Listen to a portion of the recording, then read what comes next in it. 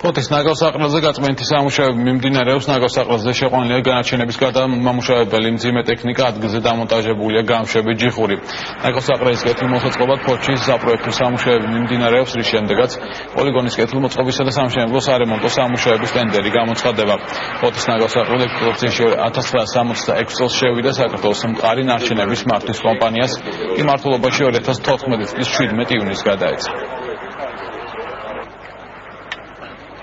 ფიქრობ, ჰოთელები ძალიან კმაყოფილებით დავრჩებიან, ჩვენ პრაქტიკულად სექტემბრის ბოლომდე სრულად მოვახდენთ ამ ნაგავსაყრელის გარდაქმნას ახალი სტანდარტების შესაბამისად, როცა განმავლობაში დაიხურება და მთლიანად გადავალთ ევროპულ სტანდარტებს. პროექტის მიხედვით სამუშაოები დაიწყება აგვისტოს დასაწყისში და დასრულდება მაქსიმუმ ოქტომბრის ბოლოსთვის. სამუშაოებისთვის გამოყოფილია პროექტის მიხედვით 700,000 ლარი, აქ სრულიად შეიცვლება გარემო.